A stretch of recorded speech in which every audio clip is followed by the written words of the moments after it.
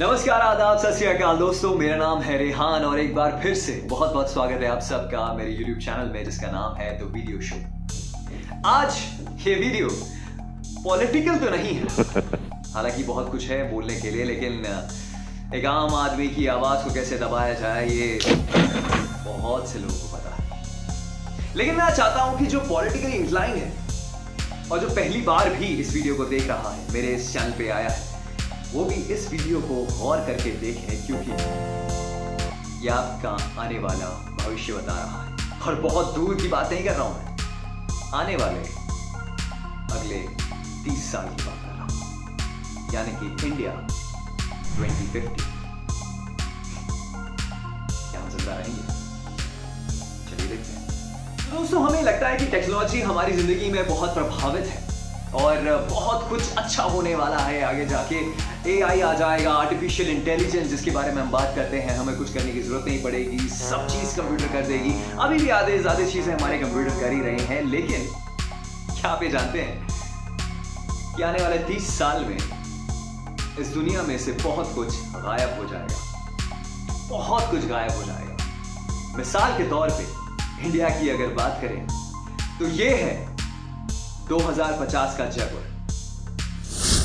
ध्यान से देखिए, वो जयपुर जिसे हम पिंक सिटी कहते हैं, वो पिंक सिटी डेजर्टेड हो जाएगी, रेगिस्तान के नीचे लुप्त हो जाएगी। और ये है दिलवालों की दिल्ली 2050। जरा कोलकाता पे भी नजर मारिए, और ये सपनों का महानगर आमची मुंबई।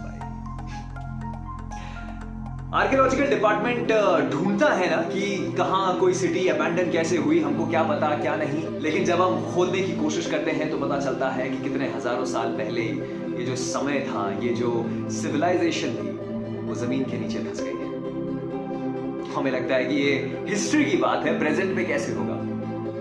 तो दोस्तों, एक वार्निंग मैं आपको दे रहा हूं, और वार्निंग ये, जो हिस्ट्री में हुआ है ना, उससे ज्यादा गुना नुकसान आप और हम और हमारी आने वाली जनरेशन झेलने वाली है। इतना तो आप जान ही चुके हैं कि फेस मास्क अब एक ट्रेंड बन गया है, लोगों ने बिजनेस निकाल लिया है और इसके बिना हम बाहर नहीं निकल सकते।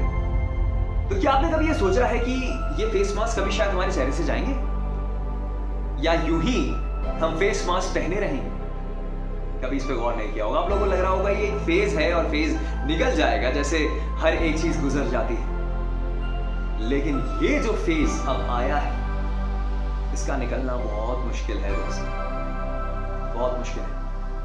चलिए, आपके लिए, हमारे लिए तो फैशन ट्रेंड है, लेकिन वो छोटे बच्चे जो हमारी आने वाली जनरेशन है, मैं देखता हूं सड़कों पे छोटे छोटे बच्चे फेस मास्क लगा के घूमते हैं। हमने तो अपना बचपन जी लिया और बहुत सुकून से जिया, बहुत मस्ती की। जो बचपन होना चाहिए था बिना टेक्नोलॉजी का, वो बचपन हमने देखा। लेकिन सोचिए, जो हमारी ये जो युवा पीढ़ी है, जो छोटे बच्चे हैं, जो आने वाली जनरेशन के लोग हैं, उनको हम क्या दे रहे हैं? कुछ नहीं। आप लोगों को पता है कि अब जो भी नया शिशु पैदा हो रहा है, उसे बहुत ज्यादा कठिनाइयों का सामना करना पड़ रहा है। कोरोना तो चलो एक तरफ है, लेकिन सबसे ज्यादा शिशुओं की मौत हो रही है लैक ऑफ ऑक्सीजन की वजह से।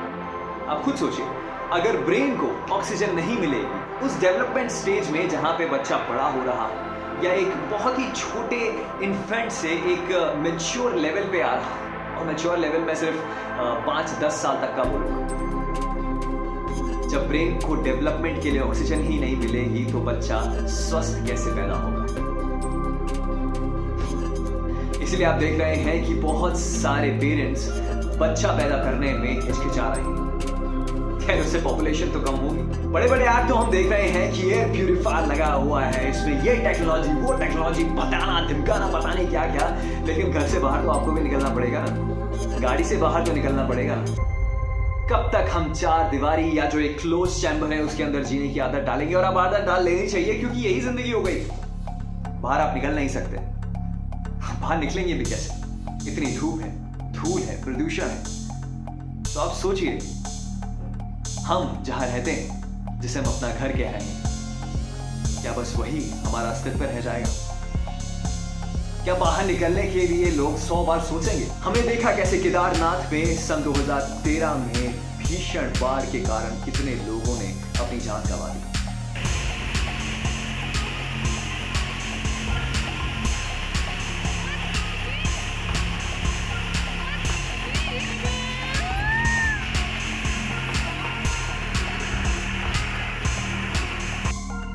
और इसका कारण हमें ऐसा लगता है कि भाई ग्लेशियर हैं वगैरह वगैरह हैं। जी हाँ, वो तो है, लेकिन जो इंडस्ट्रियलाइजेशन है वो सबसे बड़ा कारण है।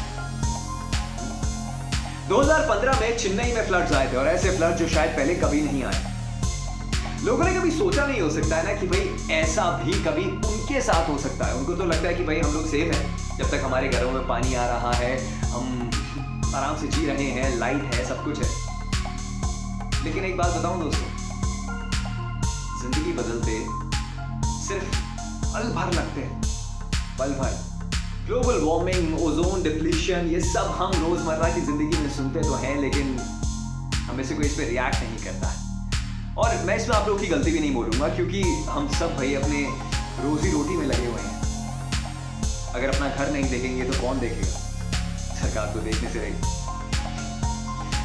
लेकिन बस एक छोटी सी रिक्वेस्ट करना चाहूंगा, और मुझे नहीं पता कि हम कैसे इस ग्लोबल सिचुएशन को काबू में ला सकते हैं। बस मैं चाहता हूं कि हम सब कुछ ना कुछ तो करें, एटलीस्ट इस पॉलिटिकल रिलीजियस डिबेट से बाहर निकल के एनवायरमेंट के बारे में सोचें, क्योंकि हमारे पास ज्यादा वक्त नहीं है दोस्तों। और जब कोई इंसान अपने कंफर्ट जोन से निकल के एनवायरमेंट के बारे में कुछ कहता है, फॉर एग्जांपल ग्रेटा थनबर्ग, छोटी सी बच्ची जो ये कह रही है कि अब तो आंखें खोल लो, तो हम उसको अजीब व गरीब टर्मिनोलॉजी में डालने की कोशिश कर रहे हैं। जब उसने यहाँ पे इंडिया के फार्मर्स के बारे में आवाज उठाने की कोशिश करी, तो हम कह रहे हैं कि बाहर के लोगों को क्या पड़ी है हमारे देश में झांकने की। ये तो हमारी मानसिकता हो गई। और डर मुझे इस बात का है कि आने वाला वक्त बहुत ज्यादा खतरनाक है दोस्तों। या तो सूखे से, या तो बाढ़ से आधी से ज्यादा मेट्रोपॉलिटन सिटीज डूब जाएंगी, खत्म हो जाएंगी, विनाश हो जाएगा। अंधेरे में रात में लोगों को काम करना पड़ेगा, मास्क लगा के, प्यूरिफायर्स लगा के। हाँ, वो भी उन लोगों के लिए जिनके पास थोड़ा बहुत पैसा है। लेकिन हाँ, पैसे की बात से एक और चीज मुझे ध्यान में आ रही है कि भाई अगर आपको ऐसा लगता है कि आपके पास बहुत पैसा है तो आप आने वाली कोई भी प्रॉब्लम्स को झेल जाएंगे या उसका सोल्यूशन निकाल देंगे, तो ये आप बहुत गलत सोच रहे हैं। आने वाले वक्त में चाहे आपके पास कितना भी पैसा हो, आपको ये जो विपदा है, ये जो कैटास्ट्रॉफी है, ये नहीं समझ पाए। जिसने इंडिया 2050 अभी तक डिस्कवरी प्लस पे नहीं देखा है तो प्लीज उसे सब्सक्राइब कर लें। I guess it's 99 rupees. और ये देखना आप सबके लिए, आप सबकी फैमिली के लिए, लोगों के लिए, दोस्तों के लिए बहुत जरूरी है।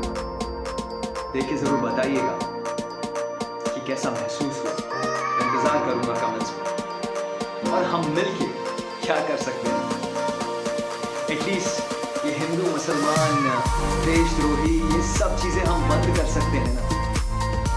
और जितना पैसा बर्बाद किया जा रहा है, उस पैसे को थोड़ा सा एक सही डायरेक्शन में, ताकि हम कुछ और साल, हमारी आने वाली पीढ़ी कुछ और साल जी सके। इसी नोट पे ले रहा हूं विदा, लेकिन दिल में जो भी सवाल होंगे, जो भी बातें होंगी, अगर मुझे आपसे शेयर करनी होगी तो मैं यही करूंगा।